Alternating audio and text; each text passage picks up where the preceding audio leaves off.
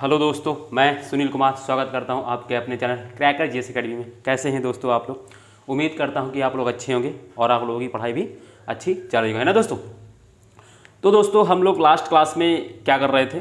दोस्तों हम लोग लास्ट क्लास में ज्योग्राफी पढ़ रहे थे। उसमें भी हम लोग रिवर्स यानी अपवाह तंत्र यानी ड्रेनेज सिस्टम हम लोग ने शुरू कर दिया था। और उसमें हम लोग जैसे कि अगर मैं ड्रेनेज सिस्टम की बात करूँ दोस्तों, तो हम लोग देखते हैं दोस्तों, जैसे कि देखिए हम लोग ड्रेनेज सिस्टम को हम लोग ने दो पार्ट में, भारत के जो ड्रेनेज सिस्टम है यानी जो अपवाह तंत्र है उसको हम लोग ने दो पार्ट में डिवीज़न किया था, यानी है ना, टू पार्ट्स डिवाइड किया था हम लोगों ने। जैसे कि अगर मैं बात करूं जैसे कि अपवाह तंत्र, ठीक है दोस्तों, अपवाह तंत्र, ठीक है दोस्तों। तो इसको हम लोग ने क्या किया था, टू पार्ट में डिवाइड किया था, मतलब दो भागों में इसका क्या किया था हम लोग ने, डिवीज़न किया था। अगर मैं बोलूँ तो दोस्तों इस पहली चीज़ तो दोस्तों हम लोगों ने देखा था, कौन सा पहला बताया था, हिमालय की नदियाँ।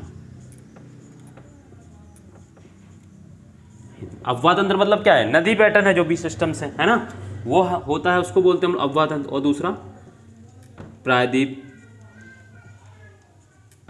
नदियाँ, ये नदियाँ, ठीक है दोस्तों। यानी ड्रेनेज सिस्टम मतलब यानी जो अपवाह तंत्र का मतलब क्या होता है, नदियां होता है। और नदियों में नदियों को हम लोगों ने भारत की जो भौगोलिक संरचना अगर आप लोग देखेंगे तो नॉर्थ में हिमालय दोस्तों, फिर उससे हिमालय के जस्ट नीचे अगर आप आएंगे तो नॉर्थ इंडियन प्लेन है यानी उत्तर भारत का मैदान है। फिर उसके जस्ट नीचे अगर आप आएंगे तो जैसे कि मैं अगर भारत की संरचना बनाता हूँ दोस्तों, ठीक है दोस्तों, तो जैसे ये भारत है, अगर मैं, ये भारत है दोस्तों,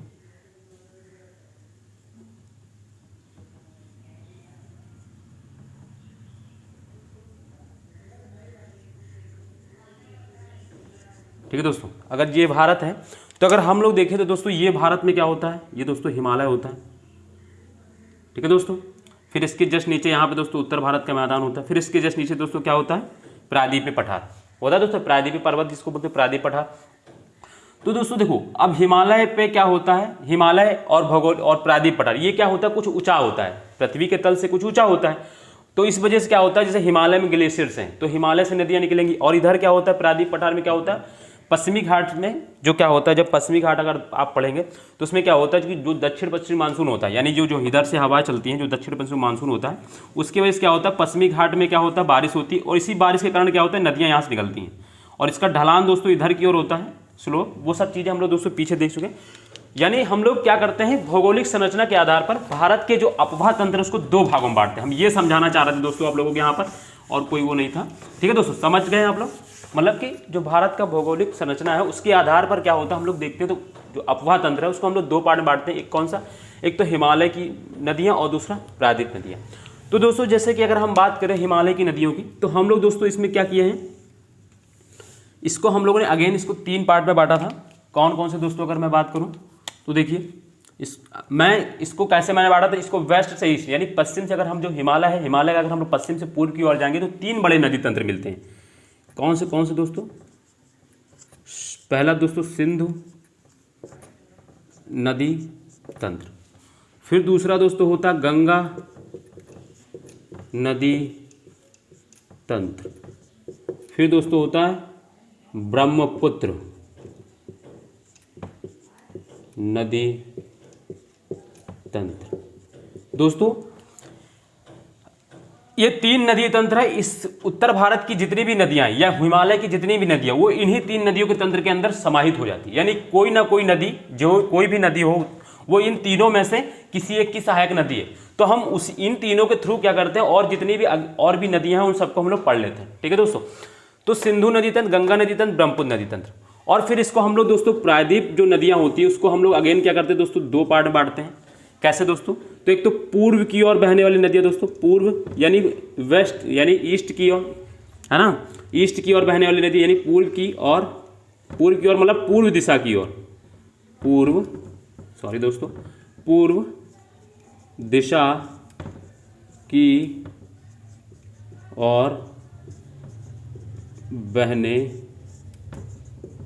वाली नदियां, ठीक है ना दोस्तों। इसी तरह क्या होगा दोस्तों, पश्चिम दिशा की और बहने वाली नदियाँ। तो दोस्तों ये होती है, हम लोग क्या करते हैं प्रायद्वीप भारत की नदियों का, अगर जैसे कि अगर हम लोग प्रायद्वीप भारत देखें तो प्रायद्वीप ये होता है दोस्तों नीचे वाला।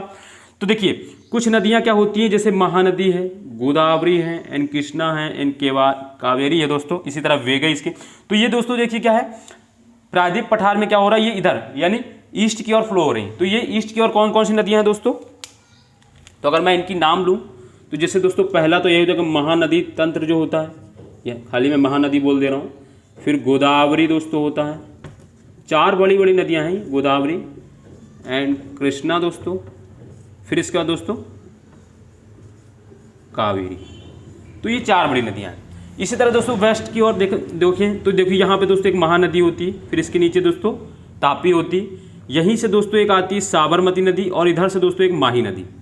ये सारी नदियाँ जो होती हैं वो वेस्ट की ओर फ्लो करती हैं। तो इसी वजह से क्या होता है, जैसे कि हम अगर यहाँ बोलें दोस्तों तो लिखें तो जैसे कि यहाँ पे नर्मदा, तापी, इसी को दोस्तों ताप्ती भी बोलते हैं, तापी, माही और साबरमती। और दोस्तों इसी तरह लूनी नदी भी है, बट वो क्या करती है, वो अरब सागर में गिरने से पहले ही, वो वेस्ट फ्लो ही होता है उसका, बट वो क्या होता है दोस्तों कि वो अरब सागर में गिरने से पहले ही राजस्थान के है ना हनुमानगढ़ी के पास विलुप्त हो जाती है वो दोस्तों, ठीक है। तो उसको हम लोग ने जब वो राजस्थान का मैदान पढ़ा था, यानी थार मरुस्थल जब हम लोगों ने पढ़ा था दोस्तों, तब उसको देखा था हम लोगों ने वहाँ पे, ठीक है दोस्तों। तो दोस्तों ये सारा जो होता है स्ट्रक्चर होता है। अब दोस्तों मैं अगर आपको बताऊँ तो जैसे कि हम लोग पिछली क्लासेस में दोस्तों ये पढ़ चुके हैं, इसको पढ़ चुके हैं दोस्तों, और इसको लास्ट क्लास में हम लोगों ने इसको खत्म किया था। आज यानी हम लोग हिमालय की नदियां दोस्तों हम लोग पढ़ चुके हैं। आज जो हमारा टॉपिक है उसमें प्रायद्वीपीय नदियां, और प्रायद्वीपीय नदियों में भी हम लोग दोस्तों महानदी फोकस करेंगे, ठीक है दोस्तों। तो हम लोग क्या कर चुके हैं, ये सारी क्लास मतलब जो अपवाद तंत्र को हम लोगों ने 2 डिवीजन किए थे, यानी हिमालय की नदियां एवं प्रायद्वीपीय नदियां, उसमें से दोस्तों हम लोग हिमालय की नदियों को पढ़ चुके हैं। लास्ट क्लास में दोस्तों हम लोग ने ब्रह्मपुत्र नदी किया है। तो दोस्तों जो भी मेरे साथ है ना, जो भी मेरा दोस्त अगर नया जुड़ा हो दोस्तों चैनल पे मेरे, ठीक है, तो उसको क्या करना है दोस्तों, पीछे क्लास देख लेनी है। और हाँ दोस्तों क्लास को रुक कर देखना है आप लोगों को, ताकि आप लोग समझ पाएँ कैसा पढ़ना है, मतलब कैसा लगता है पढ़ने में, मतलब हम कैसा पढ़ा रहे हैं और आपको समझ में आ रहा है कि नहीं आ रहा है। देन आप क्या करेंगे, अगर आपको समझ में आता है तो आप मेरे साथ जुड़िए दोस्तों, और क्या करिए दोस्तों, सब्सक्राइब कर दीजिएगा चैनल को, और दूसरों को शेयर भी कर दीजिएगा दोस्तों, ठीक है दोस्तों।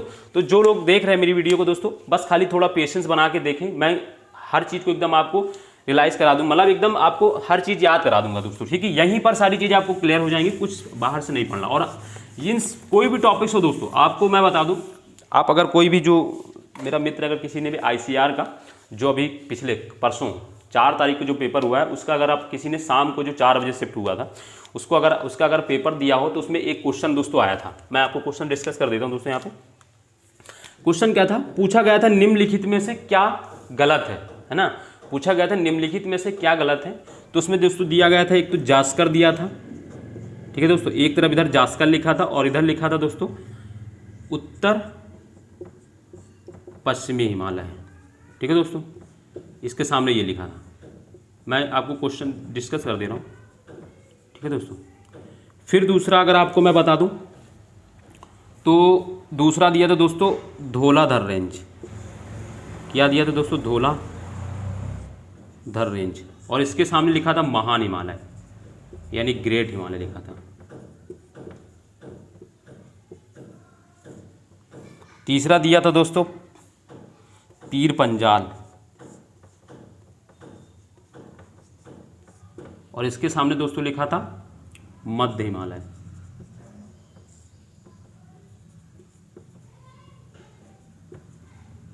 ठीक है दोस्तों, मध्य हिमालय। फिर इसके बाद इधर लिखा था दोस्तों, यहाँ पे लिखा था शिवालिक,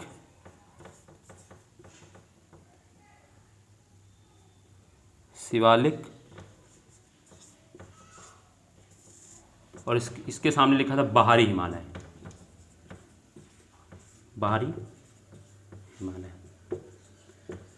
ठीक है दोस्तों।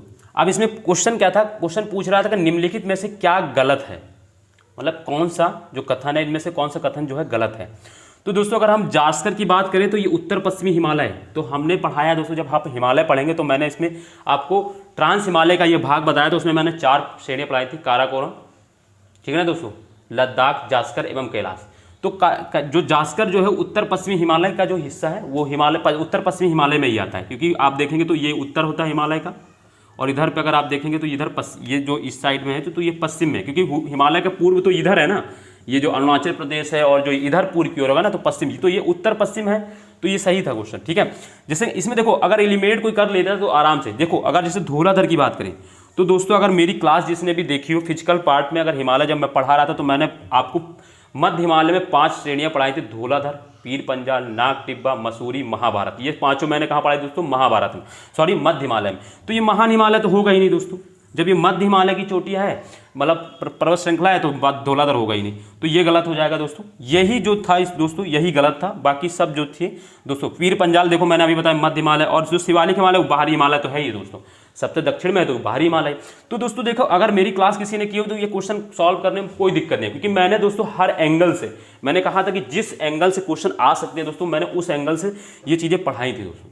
ठीक है, तो क्लास में करा रखा है, अगर आप देखेंगे तो आपको 100% दोस्तों बेनिफिट होगा, और आपको चीज़ें एकदम ऐसा भी नहीं कि मैंने इसको कठिन वे में या कुछ ऐसा करके पढ़ाया, मैंने बहुत आसान वे में पढ़ाया था दोस्तों, और लिखाया भी है, आपको नोट्स भी कराया है, आप अगर करेंगे क्लास तो मिल जाएगी दोस्तों। हाँ तो दोस्तों जो भी दोस्त है ना, ठीक है, तो अब हम लोग चलो दोस्तों अपने टॉपिक पे आते हैं, बहुत हो गई बात। तो हम लोग दोस्तों अब शुरू करते हैं प्रायद्वीप नदियाँ, और प्रायद्वीप नदियों में दोस्तों हम पहले तो ये जान लेते हैं कि क्या कैसे पढ़ते हैं प्रायद्वीप नदियों को। तो हम लोग दोस्तों हेडिंग डालेंगे प्रायद्वीप नदियाँ, उसमें से हम लोग दोस्तों एक को करेंगे। ठीक है दोस्तों, तो आज हमारा हेडिंग है जो तो हम लोग शुरू कर रहे हैं दोस्तों प्रायद्वीपीय नदियाँ। प्रायद्वीपीय नदियाँ दोस्तों ज्योग्राफी में ना आपको मैं इतना गारंटी दे सकता हूँ कि 99% क्वेश्चन जो मैं करा रहा हूँ यहाँ से वहाँ से कवर हो जाएगा। इंडियन ज्योग्राफी में जितना मैं किसी ज्योग्राफी में किसी भी टॉपिक से मैं करा दूंगा, ठीक है ना, तो आपका क्वेश्चन बाहर नहीं जाएगा। ये बस आपको करना क्या है कि जो पढ़ाया जा रहा है उसको ऐसा पढ़ लें और उसको रिवीजन कर लें बस। ठीक है दोस्तों, तो दोस्तों प्रायद्वीपीय नदियाँ, अगर प्रायद्वीप नदियों को हमने देखो 2 पार्ट में फ्लो किया। देखो पहले तो ये जानते हैं कि प्रायद्वीप नदियों का सोर्स क्या होता है। सबसे पहले दोस्तों मेन मोटिव होता है कि सोर्स, यानी उनका सोर्स क्या होता है। तो दोस्तों इनका अगर मैं बात करूं तो हालांकि मैं पहली क्लास बता चुका हूं, तो इनके सोर्स जो होता है बस एक ही सोर्स है इनका, क्या होता है दोस्तों? रेनफॉल। रेनफॉल यानी मतलब दोस्तों वर्षा, यानी इनका जो पानी का सोर्स है वो वर्षा है। इसीलिए ये जो नदियां होती है वो सदा नीरा नहीं होती, सदा नीरा नहीं होती है। यानी जो प्रायद्वीप नदियां हैं वो सदा नीरा नहीं है, और हिमालय की नदियां जो होती है वो सदा नीरा होती है। क्यों दोस्तों? क्योंकि वहाँ पे ग्लेशियर्स होते हैं, बरसात नहीं होता है, बारिश नहीं होती है, तो ग्लेशियर से उनको पानी मिलता रहता है। जब ग्लेशियर मेल्ट होता है यानी जब ग्लेशियर पिघलता है तो हिमालय की नदियों को वाटर यानी सप्लाई होता रहता है। उस वजह से क्या होता है उनमें हमेशा वर्ष भर पानी रहता है, इसलिए उनको सदा नीरा बोला जाता है दोस्तों। और प्रायद्वीपीय नदियों में क्या होता है, अब जैसे मानसून है, भारत में मानसून तो 3-4 महीने ही रहता है, उसके बाद तो बारिश नहीं होती, सूखा पड़ जाता है। तो सूखा का मतलब नहीं है कि मतलब बारिश नहीं होती, बारिश नहीं होगी तो क्या होगा? पानी नहीं आएगा। तो जब पानी, ये जब रेनफॉल पर ये डिपेंडेड है तो पानी इनको मिल ही नहीं रहा रेनफॉल, तो क्या होती है। और अदर टाइम पे बरसात के मौसम में देखा होगा तो साउथ इंडिया में बहुत ज़्यादा बाढ़ आ जाता है, उफान पे आ जाता है, क्योंकि उनको फिर वहाँ पे पानी पे एकदम उफान पे, फिर इसके बाद क्या होता है, फिर ये नॉर्मल हो जाती है। तो इसीलिए इनको कहा जाता है ये सदा नीरा नहीं होती है दोस्तों। ठीक है दोस्तों, तो इनका जो पानी का सोर्स होता है वो क्या होता है दोस्तों? रेनफॉल, और ये क्या होती है? सदा नीरा नहीं होती। बस ये आपको याद रखना है, बस और कुछ नहीं। ठीक है ना। और बाकी रेनफॉल को कैसे मिलता है तो वो दोस्तों मैंने पहली क्लास करा रखी है, तो आप देखेंगे उसको मिल जाएगी आपको, और आगे हम लोग जब मानसून पढ़ेंगे तब उसमें और क्लियर हो जाएगा। ठीक है दोस्तों, तो दोस्तों देखिए अब आज हमारा जो उसमें जैसे हम लोगों ने पार्ट में बांटा था, तो हम लोगों ने प्रायद्वीप नदियों में जैसे अगर हम लोग बताएं तो हमने क्या किया था दोस्तों? ठीक है दोस्तों, हमने क्या किया था इसका, देखो इसमें हम लोग ने, अब मैं थोड़ा शॉर्ट में लिख दे रहा हूँ क्योंकि मैं वहाँ लिख चुका हूँ। तो मैंने बताया था कि ईस्ट फ्लो रिवर्स, यानी east flow reverse, east flow river, यानी जो ईस्ट की ओर बह रही है, यानी पूर्व की ओर बह रही है जो, ठीक है ना, रिवर्स। रिवर्स और क्या होता है? West flows, west flowing river, east flowing river and west flowing river. Flowing मतलब बहना। ठीक है, तो हमने इसमें बताया दोस्तों, जैसे ईस्ट का मैं बात करता हूँ तो महानदी दोस्तों,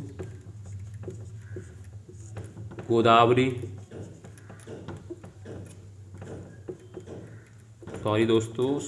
गोदावरी, कृष्णा, कावेरी। दोस्तों मैं रोज़ रोज़ इसको इसलिए बताता हूँ ताकि आप लोगों को ये सारी एकदम बिल्कुल याद हो जाएं, जैसे मैं बढ़ा रहा हूँ इनको। आपको भी ऐसे पता होगी कौन से ईस्ट की ओर बहती, कौन सी वेस्ट की ओर। एक दो कभी कभी क्वेश्चन डायरेक्ट ही पूछ लेता है कि इनमें से कौन सी नदी जो है वो जो ईस्ट की ओर बहती, कौन सी वेस्ट की ओर बहती, ठीक है ना, यानी कौन पूर्व की ओर बहती, कौन पश्चिम दिशा की ओर बहती। तो अगर मैं इनकी बात करूँ तो इसमें देखो नर्मदा दोस्तों होता है, तापी होता है दोस्तों, इसी को ताप्ती भी बोलते हैं, साबरमती दोस्तों, और दोस्तों फिर माही, और मैंने लूनी भी बताया कि वो होती है ना, बट उसको बाद में हम लोग देख लेंगे। तो ये चीज़ें हो गई दोस्तों, ठीक है। तो ये अब आज इसमें से दोस्तों अगर हम प्रायद्वीप नदियों में बोले तो हम लोग सीधे शुरू करने जा रहे हैं महानदी। इसमें और भी है दोस्तों, वेगई है, ब्रह्मणी नदी है, वो हम लोग बाद में पढ़ लेंगे, बट अभी ये चार बड़े चीज़ें, इनको चार बड़ों को आपको, चार जो बड़ी नदियाँ इनका तंत्र, ये पूरा एक नदी तंत्र, जैसे हम लोग सिंधु नदी तंत्र, गंगा नदी तंत्र पढ़ा, ऐसे इनका भी एक पूरा तंत्र होता है, इनका भी अपना एक बेसिन होता है दोस्तों, ठीक है ना दोस्तों।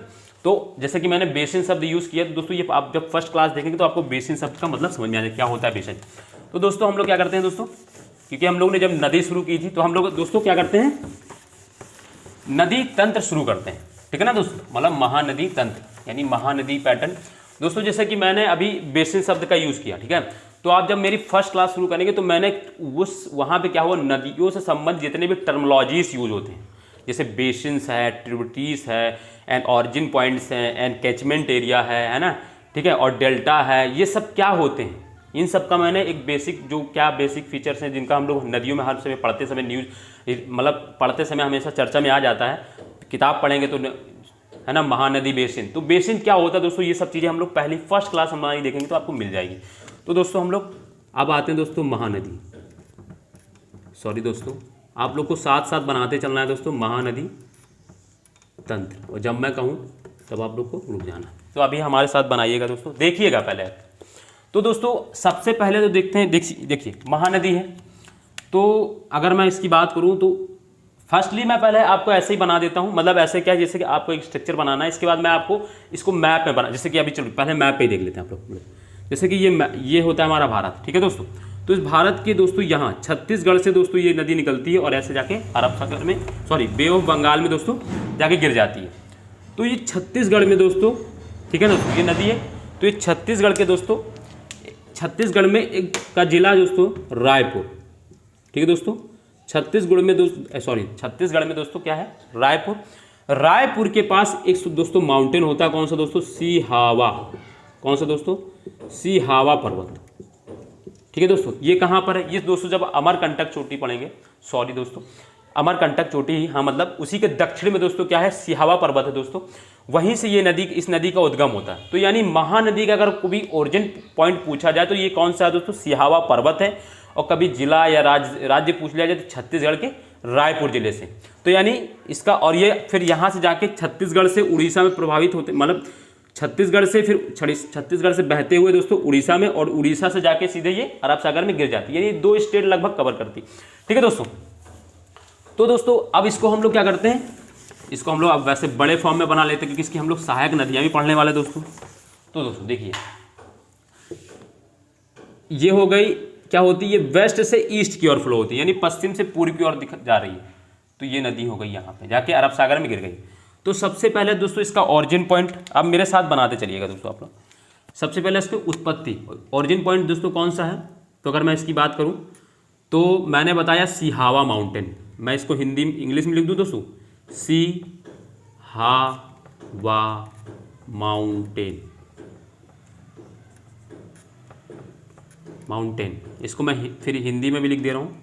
तो हिंदी में देखो दोस्तों, सिहावा पर्वत। और ये कहाँ पर है दोस्तों, सिहावा माउंटेन, तो ये रायपुर, रायपुर कहाँ पर दोस्तों, तो छत्तीसगढ़। तो ये रायपुर, इंग्लिश में दोस्तों रायपुर, तो यानी छत्तीसगढ़ के रायपुर जिले के पास सिहावा माउंटेन है दोस्तों। सिहावा माउंटेन से क्या होता है, महानदी का क्या होता है दोस्तों, उद्गम होता है। तो महानदी का उद्गम कहाँ से होता है, सिहावा माउंटेन, छत्तीसगढ़ के रायपुर जिले के सिहावा माउंटेन से होता है। ये तो दोस्तों हो गई ओरिजिन पॉइंट की, क्योंकि ओरिजिन पॉइंट ही डायरेक्ट कभी क्वेश्चन पूछ लेंगे। हो सकता है कि देखो साउथ इंडिया में आपको जितनी भी रिवर्स में बता रहा हूँ दोस्तों, आपको सबको ओरिजिन पॉइंट याद रखना है, क्योंकि 4 नदियाँ बड़ी बड़ी हैं, उनमें से चारों नदियों को मान लीजिए दे देगा इधर नदियाँ, उधर देगा ओरिजिन पॉइंट। बताइए कौन कौन से मिलान, या तो मिलाने के दे दिया जाएगा या कौन कौन से कोई क्रम गलत कर देगा, उस पूछेगा इनमें से कौन सा सही है। तो कैसे भी क्वेश्चन आएगा आपको याद हो जाएंगे, आपको पता रहेगा। ठीक है दोस्तों, तो सिहावा माउंटेन, और ये फिर सिहावा माउंटेन होते हुए छत्तीसगढ़ से उड़ीसा होते हुए दोस्तों ये जाती है कहाँ पर गिर जाती है, अरब सागर में, सॉरी दोस्तों, बे ऑफ बंगाल यानी बंगाली खाड़ी में। अब मैं यहाँ लिख दे रहा हूँ दोस्तों बंगाली खाड़ी, बंगाल की खाड़ी। आपको मेरे साथ ऐसे बना लेना दोस्तों जैसे मैं बना रहा हूँ, बस आप बंगाल की खाड़ी। ठीक है दोस्तों, ठीक है। ये तो दोस्तों हो गई महानदी की बात। अब इसकी कुछ कोई सहायक नदी, बहुत ही इंपॉर्टेंट दोस्तों, पीसीएस 2021 में लास्ट वाले 2000 अभी जो रिसेंटली पीसीएस का पेपर हुआ था उसमें दोस्तों महानदी की ही सहायक नदी, पहला क्वेश्चन मैं जो पेपर देने गया था उसमें पहला ही क्वेश्चन रिवर्स से था, तो उसमें दोस्तों महानदी की सहायक नदी पूछी गई थी। तो जो मैं भी पढ़ाऊंगा तो बता दूंगा कौन सी थी। ठीक है दोस्तों, तो दोस्तों इसकी सहायक नदी की अगर मैं बात करूं तो पहली दोस्तों इसमें होती है शियोनाथ। मैं दोस्तों देखो मैं आपको एक चीज़ बता दूं दोस्तों, इसमें आप लोग इसमें जो रिवर्स हैं उनके नाम दोस्तों इंग्लिश में ही लिखिएगा। हिंदी में लिखेंगे तो थोड़ा बोलने में थोड़ा दिक्कत होगी, बट क्या होगा आप लोग इंग्लिश में इसको लिखिएगा दोस्तों। तो सियोनाथ, SEONATH, सियोनाथ, SEONATH। तो इसकी सियोनाथ दोस्तों फिर दोस्तों ये यहाँ पे होती है दोस्तों हसदो। क्या दोस्तों, हसदो, HASDO, हसदो। ठीक है ना दोस्तों। फिर दोस्तों यहाँ पे मंद, MAND, मंड। अगर हिंदी में आप देखेंगे तो ये ऐसे लिखा होता है दोस्तों माण, तो वो मत याद करिएगा, मंद ऐसे याद रखिएगा दोस्तों। सियोनाथ हसदो मंद, इसका हिंदी भी वर्जन लिख लीजिएगा ऐसे पैराग्राफ में, सियोनाथ हसदो मंद। और फिर इधर लास्ट में दोस्तों होती है इब का दोस्तों I और B लिख लीजिएगा, इब। चाहे तो हिंदी में भी ऐसे आप करके लिख लीजिएगा इब। ठीक है दोस्तों, नाम हो रहेगा सियोनाथ हसदो मंद इब। अब ये किधर की दोस्तों, अब किस तरफ की सहायक नदियां हैं महानदी की, तो ये बाएं तट की सहायक नदियां हैं महानदी की, ये दोस्तों बाएं तट की सहायक नदियां हैं। ठीक है दोस्तों, कौन कौन सी दोस्तों, सियोनाथ हसदो मंद इब। ठीक है दोस्तों, कौन कौन सी दोस्तों, सियोनाथ हसदो मंद इब, ये कौन सी महानदी की दोस्तों बाएं तट की सहायक नदी है। आप ये भी याद रखनी कौन सी बाएं तट की कौन सी, आपको याद एक्स्ट्रा मेहनत नहीं करनी, बस आपको ध्यान रखना है बस खाली, क्योंकि इसका वेस्ट फ्लो देखेंगे तो वेस्ट से ईस्ट की ओर हो रहा है, यानी पश्चिम से पूर्व की ओर जा रहा है इधर की ओर, तो पूर्व की दिशा। तो जब हम लोग इधर की ओर चलेंगे तो ये हमारा क्या होगा, लेफ्ट होगा, और ये क्या होगा दोस्तों, राइट होगा। तो ये लेफ्ट टाइप साइड की जो है ट्रिब्यूटरीज हैं, यानी लेफ्ट की सहायक नदियाँ हैं। ठीक है दोस्तों, तो आपको ये याद रखना है। फिर दोस्तों देखना है अब दाहिने तट की, तो दाहिने तट में दोस्तों देखेंगे तो सबसे पहले दोस्तों यहाँ पे एक नदी होती है दोस्तों तेल, इसका हिंदी में भी लिख लेंगे तेल। क्या दोस्तों, तेल, TEL, तेल के बाद दोस्तों यहाँ से फिर एक नदी होती है ओंक। दोस्तों यही पूछा गया था, यही आई थी, पूछा गया था निम्नलिखित में से कौन सी है ना गंगा की सहायक नदी नहीं है। ठीक है ना, तो ओंक, क्या दोस्तों, ओंक, ONK। देखिए दोस्तों मैं बता दूं, कहीं कहीं पे दोस्तों आपको ओंग भी लिखा होगा, किसी बुक में दोस्तों ओंग भी लिखा होगा। तो ओंक और ओंग एक ही नदी है दोस्तों। ठीक है, चाहे तो आप इसको जी कर लीजिए, ONK लिख लीजिए, चाहे ONG कर लीजिए। तो या करके दोस्तों, या करके आप लोग ओंग भी लिख लीजिएगा दोस्तों। ठीक है दोस्तों, नहीं तो दोस्तों किसी बुक में दोस्तों ओंग लिखा रहता है, किसी में ओंग लिखा रहता है। तो तेल ओंग। फिर दोस्तों एक इसकी और सहायक नदी है जोंक, JONK, जोंक। तो दोस्तों ये इसकी सहायक नदी, आपको एज इट इज ऐसे बना लेना साफ दोस्तों, एक ही पेज पे आपको मैं पूरा महानदी तंत्र समझा दूंगा, और फिर आपको रिवीजन करते समय बहुत आसानी होगी, कोई दिक्कत नहीं होगी। सियोनाथ हसदो मंद इब तेल ओंग जोंग। और जैसे मैं बोल रहा हूँ दोस्तों आप लोग भी शायद वैसे ही याद करने की कोशिश करें, वरना आप अपने सुविधा के अनुसार कैसे भी याद करें, एक सीरियल में याद रहेगा तो आपको भूलेंगे नहीं, बस ये। तो सियोनाथ हसदो मंद इब तेल ओंग जोंग। तो ये दोस्तों क्या हुई, महानदी तंत्र की सहायक नदियां हैं दोस्तों। इसको दोस्तों आप लोग बनाइए।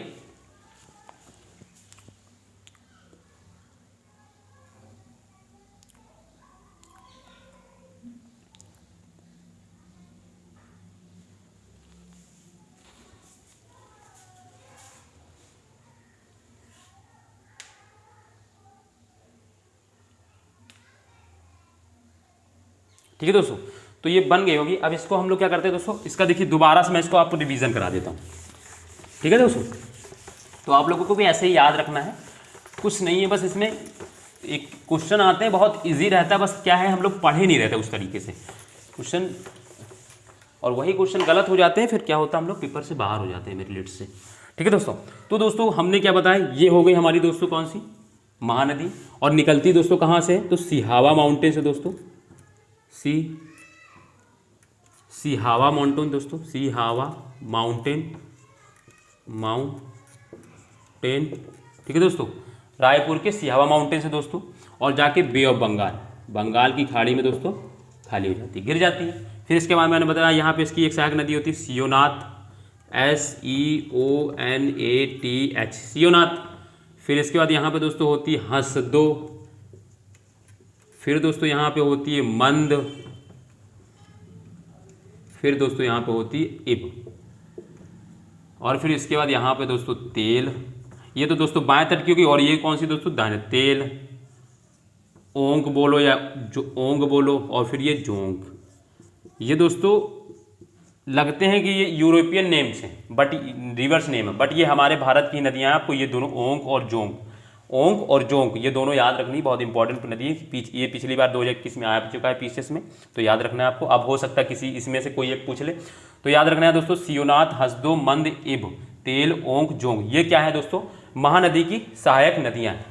ठीक है दोस्तों, तो ये तो हो गया हमारा दोस्तों नदी का क्रम, महानदी की बात हो गई। महानदी में एक बार और दोस्तों हम लोग प्रैक्टिस करेंगे, यहीं पे ही दोस्तों याद हो जाए ताकि हम लोग को। तो दोस्तों ये अब ऑरिजिन पॉइंट में बोल दे रहा हूँ, सिर्फ बोल दे रहा हूँ, क्या है कि रायपुर के सियावा माउंटेन से निकलती है, और दोस्तों इसकी सहायक नदी पहले सियोनाथ, हासदो, मंद, इब, तेल, ओंग, जोंग।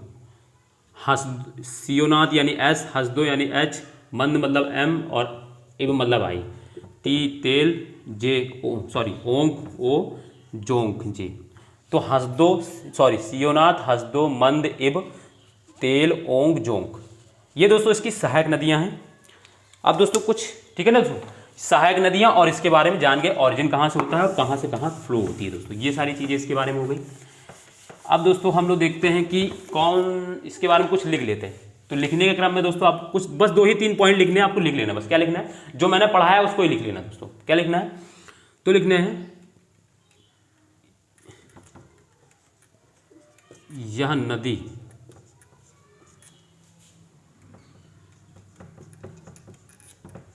छत्तीसगढ़ के, लिखते चलना दोस्तों, छत्तीसगढ़ के रायपुर जिले के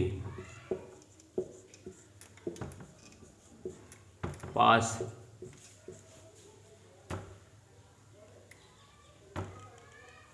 के सिहावा पर्वत से निकलकर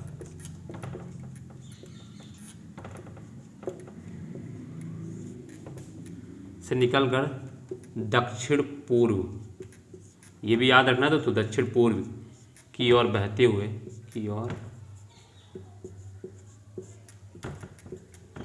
बहती हुई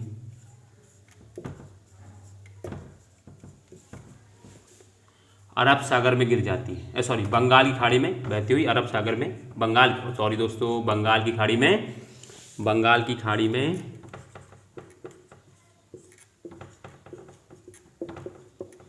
गिर जाती है। तो यह नदी छत्तीसगढ़ के रायपुर जिले के पास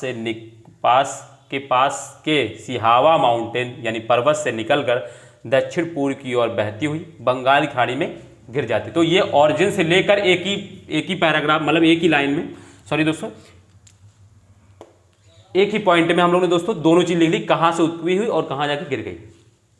ठीक है दोस्तों, इसमें दोस्तों वो देखिए दोस्तों, आपको कोई मतलब फैक्चुअल है, बस आपको याद रखना है इसकी लंबाई दोस्तों, बस खाली आपको लिख लेना, याद रखना है, बस कुछ नहीं। इसकी लंबाई, हालांकि ये पॉइंट जरूरी भी नहीं है, मैं लिखा दे रहा हूँ बस। इसकी लंबाई 857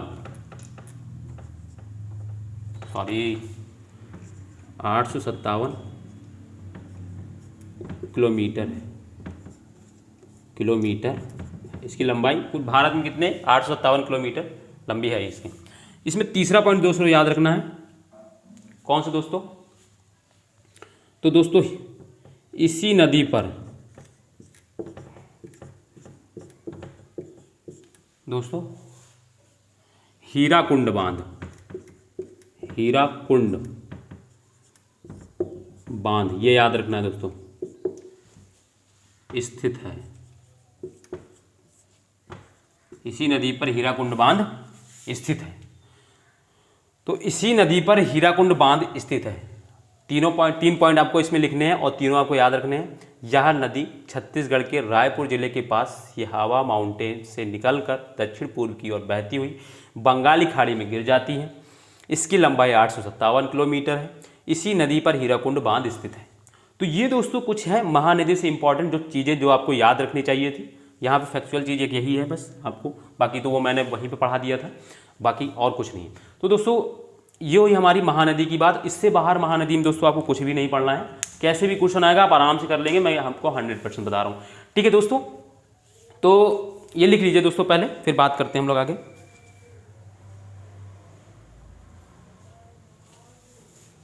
ठीक है दोस्तों, तो आई होप आप लोग लिख चुके होंगे ये। ठीक है, तो दोस्तों फिर क्या है कि अब इसी के साथ हम लोग आज की क्लास बंद कर रोकते हैं।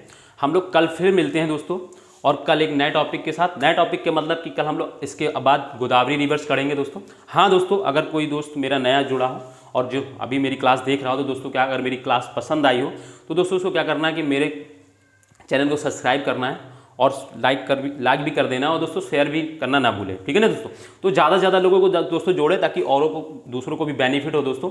और हम लोग दोस्तों, और हाँ जो नया हो तो उसको क्या करना है दोस्तों, पीछे की क्लासेस देख लेनी है, आपको सारी चीज़ें मिल जाएंगी एक ही जगह पे। मैंने प्लेलिस्ट भी बना दिया है दोस्तों। आप लोग जब मेरे चैनल का नाम सर्च करेंगे क्रैकर जेएस एकेडमी, तो आपको प्लेलिस्ट भी मिल जाएगी दोस्तों। उस पर आपको सारी क्लासेस मिल जाएंगी, आप आराम से उसको देख लीजिएगा, कोई दिक्कत नहीं होगी। और आपको अगर कोई चीज़ समझ में नहीं आती दोस्तों तो यहाँ पे कमेंट कर दें, है ना। रिसेंट वाली जो मतलब जो वीडियो है उस पर आप कमेंट करेंगे तो मैं रोज़ कमेंट चेक करता हूँ, तो आप लोग का जो कमेंट आएगा तो मैं उसको देख लूँगा, तो मैं आपको दूसरे दिन उसका सॉल्यूशन बता दूंगा कि क्या है इसका मतलब है। ठीक है दोस्तों, तो कोई भी क्वेश्चन आप डाल सकते हैं दोस्तों, कोई दिक्कत नहीं ज्योग्राफी से रिलेटेड। तो दोस्तों इसी के साथ हम लोग आज की क्लास यहीं रोकते हैं दोस्तों, कल मिलेंगे। जय हिंद, बाय।